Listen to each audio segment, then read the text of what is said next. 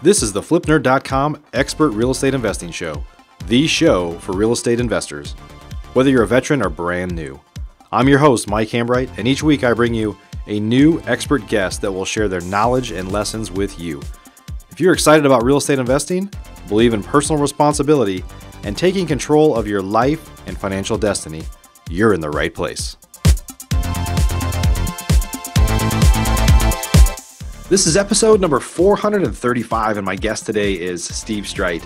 Steve operates out of the Detroit market and has seen his business thrive after undergoing a mindset shift that changed everything for him.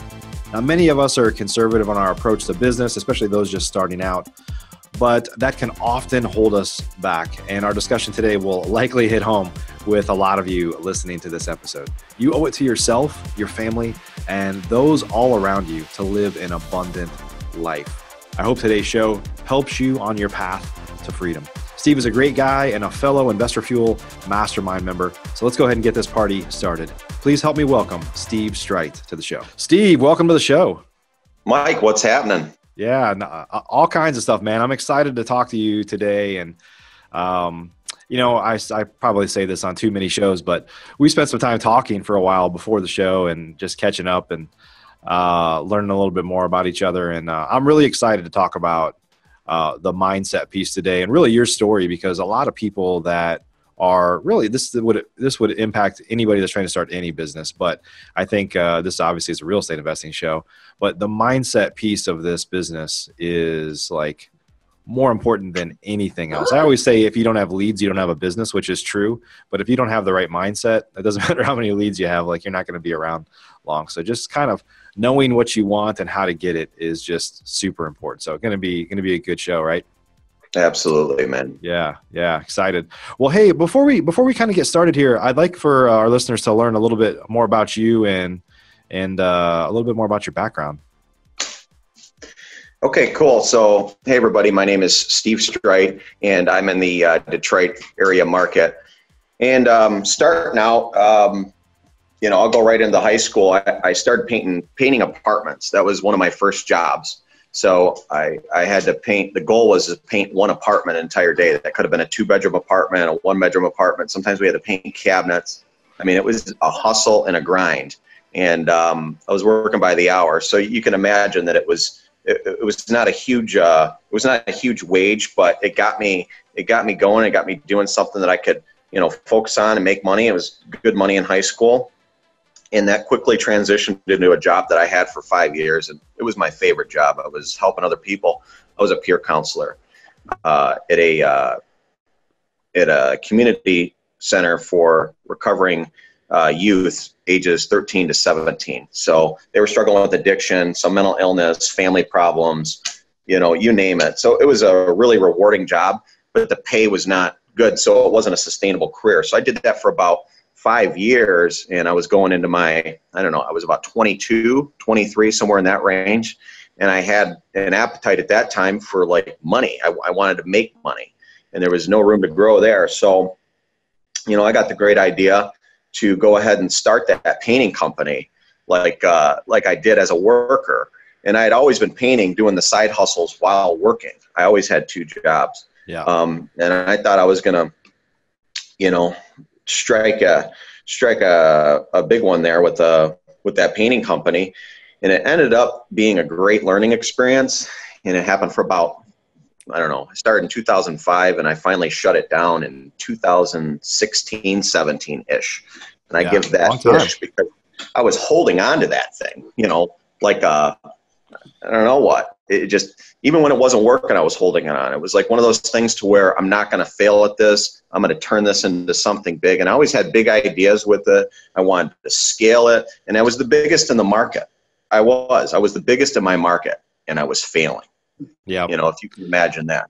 Some badge of honor, right? There's just like some ego that kind of keeps driving you forward, even though you don't want to admit to the outside world, even though it's funny, like failure is a weird thing. Like it's all in our heads. And, if you just tell somebody like, man, it just doesn't work out, I'll just shut it down. They're like, oh, really? Okay, well, cool. Like, it's like their grieving is like seconds and yours is like years, right? Years. It doesn't matter ultimately. Like nobody's going to care that you failed. I mean, in fact, as you know, the funny thing is the best learning experiences are when we fail. We just have to admit it, right? Yeah, yeah. The first part is admitting that there is a problem. So, Yeah. that denial is a real thing. But anyway, I managed to get out of that, relatively unscathed. I mean, there was a lot of mental back and forth because I was really trying to make that thing work. Just not wanting to let myself down was probably the biggest thing. But at the end of the day, I was in the wrong vehicle. Okay, I had the right attitude. I wanted to hustle. I wanted to do good, but I was in the wrong vehicle. And I think a lot of people are in the wrong vehicle if they want to do something. And I found pretty quickly in the last few years, full-time real estate is definitely the right vehicle for me. My life has changed dramatically, and it's just a total night and day. Total night and day. Yeah. So. So the vehicle is one thing. Do you think with something like painting, and I don't know this for sure, but do you feel like we feel this a little bit as real estate investors, but that margins are constantly being squeezed because like prices are going up, labor costs are going up, and there's always somebody that'll do the work cheaper. Like there's somebody that like, well, you get a bid and they're like, oh, somebody else bid it for, and it might not even be apples to apples, but they bid it for like half of that. And you feel like I feel like a lot of trades and a lot of people are in this like race to the bottom by trying to compete on price. Yeah. Yeah. It wasn't duplicatable. It wasn't scalable. At least my model wasn't. And it was always about price. And not quickly, after several years, I figured out that the only people that were making money in the industry were the ones I was doing the work for. A lot of times I was working for builders and home flippers. So I got up really, I figured out, what they were doing pretty quick. And then the paint suppliers. So it was the guy in the middle that was getting squeezed that was figuring out how to put all the pieces together, because there's a ton of moving parts. I mean, you can imagine. It was like, here, paint this house. Okay, well, guess what? There's about 100 steps to that. And then you're going to get about 100 phone calls if it's not right. And, you could implement systems and processes, but the labor shortage, the workforce is not so great. So you're depending on other people to complete projects for you, and it was the wrong vehicle. Yeah. I don't remember what the question was, but it was, now maybe if you had something industrial, you had government contracts, that's a whole nother story. Sure, yeah. A whole other story. Somebody tap you on the shoulder and give you a $10 million contract. Now that's a business, but this was all ground up. Referral based, spending money on marketing, and we could, after you sell a job, you'd have to, schedule it out and then show up and then perform on the job and then warranty that job. There's so many steps in that. And looking back on it, how low the profit margins was, it was ridiculous. I don't even know how I sustained for over a decade. If you're an active real estate investor already doing deals and looking to double or triple your business, you should consider joining the Investor Fuel Real Estate Investor Mastermind. We're a small group of investors that share our best practices, tips, and tricks with one another in an effort to all win. We limit our membership to only 1 to 2 members per market, so everyone shares their knowledge, tips, and tricks openly and honestly. Our members include some buying 1 to 2 houses a month, up to some of the most respected investors and leaders in the real estate investing industry, some of which have personally done over 1,000 deals. If you'd like to be considered for our invitation-only world-class mastermind, please visit investorfuel.com to request your personal invitation. Our next meeting is coming up quickly. Go to investorfuel.com now to learn more. After you sell a job, you'd have to, schedule it out and then show up and then perform on the job and then warranty that job. There's so many steps in that. And looking back on it, how low the profit margins was, it was ridiculous. I don't even know how I sustained for over a decade. It's amazing. Well, you found your way, my friend. So let's talk a little bit about, let's kind of transition into, because you and I talked ahead of time about just this scarcity mindset. And I know you're obviously a member of our Investor Fuel Mastermind. I see you sporting our gear there, so that's awesome, my friend. I do see you have the Red Wings hat on. We're about to go to a Stars game, right? So I don't know if you're gonna Yeah. try to infiltrate my peeps or not, but Yeah, I got to rep Hockey Town a little bit here though for your listeners. But yeah, I'll still go to the game, and I might wear a Red Wings hat over there. But you know, no, I'm just messing. No, that's cool. Yeah. So I know that you've had, but I know in some talks we've had, I know that you've had kind of a transformation yourself, even over time here, about kind of transitioning from the scarcity mentality or some components of it to getting some stuff out of the way, getting some stuff right in your mind, and kind of having this vision to say, there's a lot of opportunity out there if I can get some of these pieces out of the way that are pulling me back. So if you're a new real estate investor, you're probably struggling with some of the very things that I struggle with getting into this business.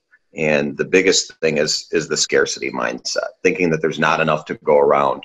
I can't share a deal with somebody, or else, you know, they're going to steal it from me maybe. Or I can't let anybody else on in this deal because this is a big chunk of profit. I want all this profit for myself, because there might not be more deals.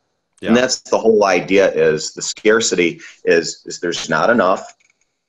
There's not enough to go around, so you better preserve what you have. And when I'm running on, you know, my preservation mode and my scarcity mode, that's like hoarding. Okay, so hoarding is the opposite of sharing. So you pull stuff in close to you. You don't let anybody in on it, and then it ties into the mindset. So you don't want to share your ideas, your feelings about something, and that stifles growth. For me, and I'm talking about myself. I mean, I did all this. I thought I was winning by keeping all the chips for myself, and I had all these great ideas. But guys, it's a wrong attitude. It really is. And to break through that, I mean, it was just, you know, it was a lot of beating my head against the wall. The reality of the situation is there's more than enough. There's more than enough deals to go around. Yeah, okay, it's a, you know, seller's market right now. It's harder to compete, but there's more than enough deals. Okay, there's plenty of houses to buy. There's plenty of money. There's not a shortage of money. Okay, there's money's easier to get right now than I've ever seen in my time as an investor. Yeah, it really is. And you know, a year and a half, 2 years ago, you might, you know, I would have probably struggled with the money thing. Like, wait, I got to get money for this, because I thought in order to invest in real estate, you had to have money. And the whole idea of borrowing money from other people was foreign to me. It wasn't a part of my, wasn't something I've ever done. So when you introduce that idea to somebody, especially new real estate investors, how do I flip houses? You know, there's people who will lend you money if you have a deal. No doubt. No doubt. Do you think not everybody on here is gonna that's listening right now is gonna quite get this, but I grew up in Illinois. You're in Michigan, and I've always thought there are these hardworking Midwestern values. And I know in Detroit, like where you're at, Motor City, lots of factories, lots of ups and downs in the auto industry over the years. And I grew up in an area that has lots of farm equipment, so like John Deere's based there, Caterpillar's not too far away. Like a lot of my family members work there. Just growing up, there was very much this kind of feast or famine mentality. And maybe some other people can resonate with that in other parts of the country. They had, you know, families that were blue collar growing up. Is like there's market cycles where there's good times and there's bad times. And when there's bad times, it usually impacted your family in a negative way, right? You got to like things buttoned up. And then what it kind of felt like for me when I look back, when I think about it now, having this conversation, is we were always like, we stayed in famine mode. We kind of like, you're always worried about the next famine or the next downturn. So you just kind of stay conservative, and you like don't take risks and don't invest in yourself. And you just have this mindset of like, keep it simple. And not that there's anything wrong with that, but it holds you back when you want to take off. Right. 100%. Yeah. And I can relate to that. And I think it's like the whole industrial kind of Midwestern thing, like you said, and everybody feels it. You know, when you're dependent on a job and you get a paycheck every week, and all of a sudden that paycheck's threatened, you know, there's some psychological things that happen, and there's some fear that kicks in, and you go on preservation mode, and that can really change you. And that's why I don't advocate, you know, depending on, you know, an employer for that. You gotta count on yourself. For me, and it's okay if you do have a job right now, but probably if you're watching this video, the thoughts in your head to at least transition from that job to become Right. more independent. And you know, for the last, I don't know, 13 years, if I didn't produce, I didn't eat. So I'm used to it. I'm a entrepreneur. I've been doing it for a while. And I know that sounds crazy, but it's just the fact of the matter. If I didn't produce income, there was nobody that was going to give me a check. Yeah.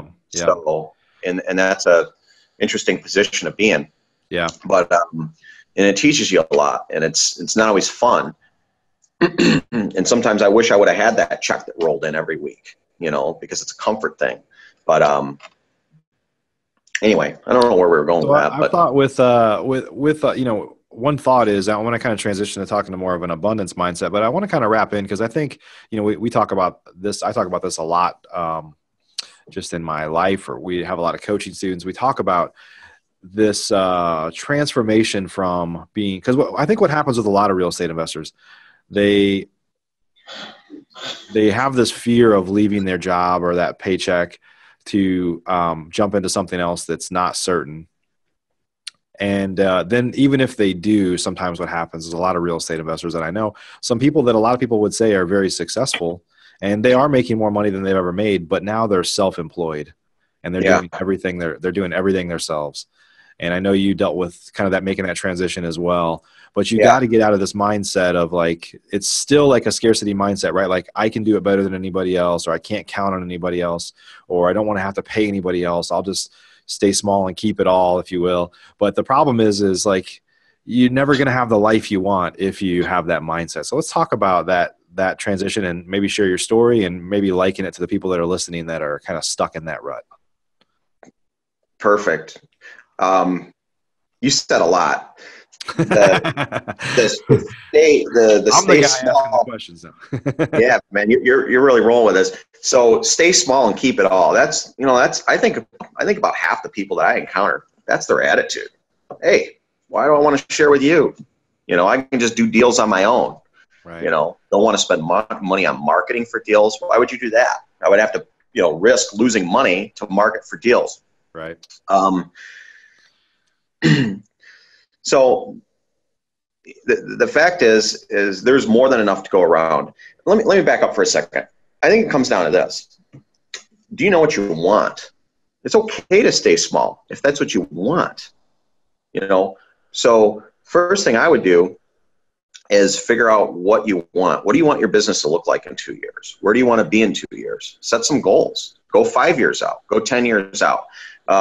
Most people that I talk to still don't know what they want to do. And that's a big problem, because you're going to flounder. You're going to go in many different directions. But if you have a set goal, I want to be living at such and such place in 2 years, and I want to be making X amount of dollars. I want my life to look like this. I want to work this many hours a week. I want to have this many employees. I want to serve this many people or help this many people, buy this number of houses. Like, all that's very important. I think start with what you want to do, so you can carve out a business, to cater to your desires and your wants and what you want your life to look like. I understand that, what I want and what other people want are two different things, two different visions. For sure. Some people are okay with making $100,000 a year and only working, the 40, 50 hours a week, and they're cool and they're happy. That's just not what I want. I want to scale, I want to grow, and I want to help more people. And somebody said that, by staying small, it's actually more selfish to stay small than it is to go big. Yeah. And I was like, what the hell are they talking about? I think Jim Rohn might have said that. I don't know where it came from, but it was one of these mindset gurus.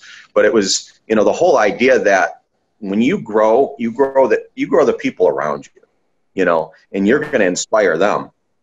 So realistically, the only reason why I'm on this video is because I watched 1,000 of these videos with you guys talking about mindset, real estate, prosperity, and it was just a bug that caught on, and then I couldn't stop. And I remember watching a ton of Flip Nerd videos and a ton of other. It was constant.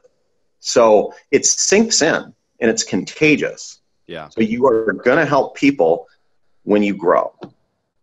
Yeah, and So you have to. And the thing is I think some people don't want to set goals because they just say, well, my goal is just to do more. I want to make more. I want to be bigger than I was last year. But bad goal. you got to define exactly what you want, right? And then I think an important thing for people to understand, and I'm just sharing my experience. We're just sharing our experiences here. But I think an important thing for people to understand is your goals are going to change over time, and that's cool. Like it depends on where you're at, how old your kids are, where if you had any health issues in your life or your family. Like goals change. I mean, I used to, I'd be willing to work like myself to the bone, and we still work pretty hard now, but whatever it took to just build my business. And then I got to a point where it's like, okay, I'm not saying this to brag, but it's like we live fairly frugally. We live well within our means. It's like, what Mhm. do we do with the extra money? Like, what do I want to do with that? And it's like, well, it's not really, you start to realize it's not about the money. Like there's things that I want. I like to travel, I like to do nice things, but it's like just the money part of it is, after you get above a point where you're living comfortably and you're doing the things you want to do, that part doesn't matter as much anymore. It's like, how do I enjoy what I do every day? How do I leave an impact? And don't get me wrong, this is not some fluffy stuff that I'm saying money isn't important, but there's a way to start to shift towards, now I care more about impact. And there's ways you can impact people and stuff and still, have that be a business as well. Yeah, yeah, that's for sure. And here's the thing: is it's not all, obviously it's not all about the money, because if it was, We I wouldn't be mean, doing a video right now. We'd be out yeah, generating leads, or right. We'd be doing something else. yeah, we could be cranking leads right now, and motivating our team to go out and bring us checks. I mean, that's what we could be doing, but there's a sharing component that comes to this that allows you to get more. So you give more and you get more. And it's kind of an oxymoron, but it's true, because you bring people in, you talk about it, and when you teach, you learn. That's probably something that you figured out early on is, the more you teach this stuff, you hear yourself say it. Yeah. So when you go against that, when you find yourself doing, deviating from what you just told or what you just talked about, there's something in your brain, in most people's brain, unless you're a sociopath or you just don't care, that says, what the hell are you doing? You just made a really powerful suggestion to somebody that works, and now you're going to go against that and do something different. So there's a real power in sharing, because you say it out loud, it gets it out of your head, and you're able to put a little bit on paper, you write it down. I mean, it's a whole process that allows you to move forward and scale in a way that you couldn't individually with keeping to yourself. So I'm a big advocate for that. So yeah, it's funny that you say that stuff, because I I do a lot of coaching and I do a lot of stuff, and I don't have I shouldn't say this, I don't want to attract more, but I don't have a ton of haters that I know about, but I'm sure I've got some. But people are posting stuff all the time because I'm in coaching, I'm sensitive to these things. And I'm an emotional guy, so I'm probably too emotional about it. So I see people like, oh, those that can't do it coach and teach, and like it's a big waste of time. Like, there's a lot of shitty trainers out there and coaches out there, and people that really have very little experience that shouldn't be training yet. But I totally think that that's bullshit. When people say that people that can't do it coach, it's like, man, I've done like 700 transactions. I'm still doing deals. I don't even have to really work anymore. I don't have to work this hard anymore. But I think what you just said is exactly true. I know that when I'm showing somebody how to do something or telling somebody how to do something, that I have to be on top of my game. Like it forces me to do what I say, not just, say something that sounds good. So yeah, I agree with you there. Little sound bite from myself. no, But right no, on. I think honestly, I do agree with you. I think it makes you a better practitioner in your business if you also have to teach other people how to do it, because, unless you're just spewing out academic crap that you read in a book, like this is exactly how we did this when that happened to me before, or when it's happened to me, or if it does happen to me, here's exactly how I'm going to handle it. No, it allows you to grow a lot faster, I think. Yeah. That's for me. And it could be different for other people, but again, for me, and you seem like, we're similar in a lot of ways to that as a teaching asset. But So Steve, talk a little bit about that transition. I want to kind of cover this a little bit more about how you transitioned from a scarcity mindset to more of an abundant mindset. And I know there was a while where you were doing way too much yourself and starting to add in a team and grow your business. Just like what helped you make that transition? Being around other people who were also making that transition. Earlier this year, I joined a mastermind, which I thought was ridiculous at first, that I would, spend money to hang out with people. And I'm just being honest. Like I was kind of like, buying into a group. Well, if I'm buying into a group, how is this legitimately going to work? But I quickly realized that it was by me not wanting to do that. That was just me trying to just dismiss the idea that I needed to invest in myself and invest in my future. And, whatever way I could find to try to scale and be around other people, that was the mindset shift. I wanted to be around other people. I wanted to figure out what other people are doing. Because in my market, we're not collaborating. There's nobody I collaborate with here locally in my market.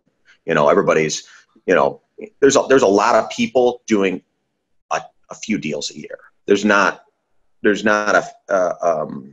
very many big players in this market, and the ones that are, we really don't talk for whatever reason, probably because they're running their own business. I'm running mine, and they're not going to be really apt to share their techniques with me because we're competitors in that sense. So going out of my area and talking to people who are doing doing deals like I want to do, and structuring deals and getting into the multifamily and the apartments, just whatever stuff, on a bigger scale. And I'm seeing this, and slowly but surely the mind starts to open. So I think one of the keys is you need to be around people, and the saying is, you see 5 people walking down the road, you add up their annual salaries, and you divide it by 5, and that's probably what you're going to make. So if you're hanging out with those 5 people, chances are there's not going to be a millionaire in the group of people that are making $50,000 a year. So you need to be around the people that are, working on themselves and doing the deals. And, if you've got to pay a little bit of money to get involved with that, that's called investing in yourself. Yeah. Yeah, no doubt. It's, in a group like ours, the Investor Fuel Group, it's easy for, like you said, it's hard to, I know it's not cheap, right? To make those investments, but when you get around, the truth is, if you do one extra deal a year, it pays for itself or more. And it's like, if that's all that's happening there, then you're doing something wrong. I mean, when you come there, I know there's people that are in our group that have doubled or tripled their business in the past year just by getting around some people to help them frame what they're doing wrong, or say, why are you doing it this way? Why don't you do it that way? And just, it really helps inspire you, if nothing else. Right. And I think, and I'm not, this isn't meant to be a huge promotion for Investor Fuel, but go to investorfuel.com if you'd like to learn more. But I will say that, as in our group, and probably you might have had a different perception when you walked in there, is we really focus a lot on trying to give and share with each other, and not be it's not a beauty contest or a chest thumping contest to come in and see like who can brag the most about themselves. It's really just a group of people that have worked really hard to get where they're at. And now they're around people that they can share their story with. And even if it's negative, like, you've got people to help lift you up. Yeah. Oh, and bragging rights are fun. Like, we all like to brag a little bit about ourselves, but yeah. I agree with you. Talk a little bit about the deals you do, and you can throw out some numbers, and get a little bit of feel good from everybody. People look up to you. That's cool. Now move on to the solution. Like, how are we going to help each other? Because the biggest guy in the room, if he doesn't have something to learn from everybody else, then why is he hanging out there? Right. And the reality of the situation is, you can always learn something. So get around those people. Get around people that can help you. Get around people that can bring you up.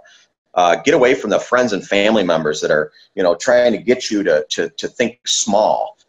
Give them a little time, but give them less time. Give your time to people who want to help you grow.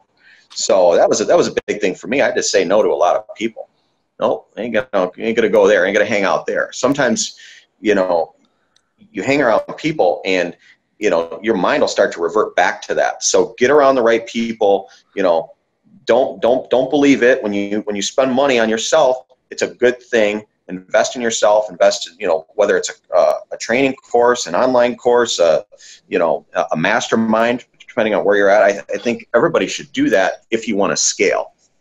So, and that goes right into the abundance mindset and the, investing in yourself.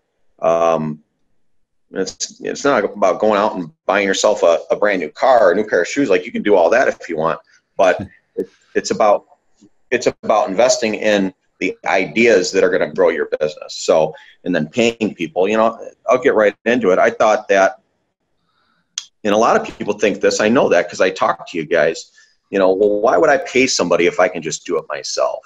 Why would I pay somebody if I can just do it myself? You have to go back. Okay, well, how much money am I worth an hour? What do I think my hourly wage is? Let's just go on the really low end. Okay, I hope it's not true. Let's just say I'm worth $100 an hour. Okay, if I'm worth $100 an hour. Well, what's funny is, like, a lot of people that hear you say that might say, that's the low end, $100 an hour. Yeah. Which, it's funny, just the mindset of you knowing that you're worth way more than that, right? But there's a lot of people that are like, man, I only make like $14 an hour. How's $100 low? But yeah, it's funny that you said that, and it's awesome that you said that, because you understand the value of your time, right? I'm sorry. Go ahead. Yeah, and that's a whole nother discussion, value of your time. But let's just say I'm worth $100 an hour. Throw that out there, and I'm complaining that I don't want to hire somebody. I don't want to take anybody in my business. So I'm going to do all the tasks. I'm going to make my own copies. I'm going to make all the phone calls. I'm going to do all the clerk's tasks. I'm going to be a clerk. I'm going to be $100 an hour clerk. But I don't have to pay somebody, an extra $500 a week, $12 an hour that equates to, or whatever it is, to do that. So every time I pick up the phone, I want you guys to think about this. Every time you pick up the phone and make a call that you shouldn't be making, you write an email that you shouldn't be doing, you spend time at Home Depot, that doesn't make you any money. Every time you do those $15 an hour tasks or $12 an hour tasks, why don't you think about it like this? You are losing $85 an hour. You just gave that up. Okay? That's what you did. So, stop thinking like you're going to mow your own lawn, you're going to wash your own windows, you're going to paint your own, like, what are you doing? Like, get away from that mentality and start focusing on the bigger tasks that can help you grow your business. Not saying that sometimes you don't got to do it. Of course you're going to have to do it. Not everybody's going to be there. You're going to still pick up the trash. Okay, you don't just look at the trash and say, well, my guy will grab it. Pick up the trash, put it in the garbage. But, it's the whole shift of, by hiring more people, it's going to allow me to do more tasks that are more my pay grade. Right. So, and then we want to see 100 go from 200 to 400. Like, that's how my mind thinks. Absolutely. And before it was opposite. People that want to grow businesses want to empower other people to do their job and do it well. They're not trying to get in the middle and take care of everything themselves. Yep, no doubt.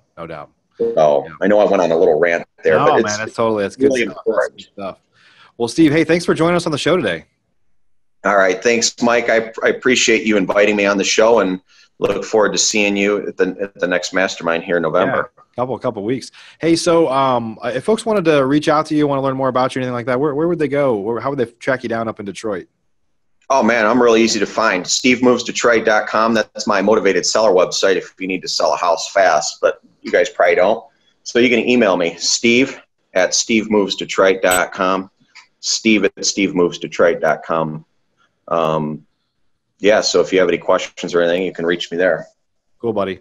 Hey, thanks for your time. Thank you, man. Have a great one. Buddy. Hey, everybody, this is episode number 435 with my buddy Steve Streit up in Detroit. Good guy, making things happen. And I think he has been through a lot of the things that maybe a lot of people listening have been through, is like this struggle of, I want to be independent. I want to make a business. I want to build a business and improve my family and the lives of those around me. But having to give up some of the things, trying to give up being frugal and trying to stepping over a dime to grab a nickel type stuff, right? You got to focus on the bigger picture. And as they say, you can't save your way to prosperity. You got to be willing to invest in yourself. So everybody, this is episode number 435. We appreciate you. If you haven't subscribed to us yet, please subscribe to us on iTunes, Stitcher Radio, Google Play, anywhere where you can find us at, YouTube. And of course, you can watch all of our episodes on flipnerd.com. Appreciate you guys. See you on the next show. If you're an active real estate investor already doing deals and looking to double or triple your business, you should consider joining the Investor Fuel Real Estate Investor Mastermind. We're a small group of investors that share our best practices, tips, and tricks with one another in an effort to all win. Real estate investing can be a lonely business for successful real estate investors, but it doesn't have to be. Investor Fuel members meet 4 times a year, but we talk to each other 365 days a year, and we focus on improving the profitability of our businesses, improving the quality of our lives. That's why we do this, right? And making an impact on those around us so we can truly leave a legacy. We limit our membership to only 1 to 2 members per market, so everyone shares their knowledge, tips, and tricks openly and honestly. Our members include some buying 1 to 2 houses a month, up to some of the most respected investors and leaders in the real estate investing industry, some of which have personally done over 1,000 deals. If you'd like to be considered for our invitation-only world-class mastermind, please visit investorfuel.com to request your personal invitation. Our next meeting is coming up quickly. Go to investorfuel.com now to learn more. Thanks for joining us for this episode of the flipnerd.com Investing Show. If you're not yet an elite member of FlipNerd, you're missing out. We have tons of great training, including a new detailed masterclass published each month and live training webinars with experts twice a month. Plus, you'll get access to all of our archives, where we already have a growing library of masterclasses and other training videos. Elite members also get membership in our incredible online mastermind group, where many of the top real estate investors from across the country, including many of the hundreds of guests I've had on the show in the past, are already members. Whether you're brand new, looking to get started, or a veteran, you simply must join today. I promise you won't be disappointed. To learn more or join today, please visit flipnerd.com/lab. That's flipnerd.com/lab. See you on the next show.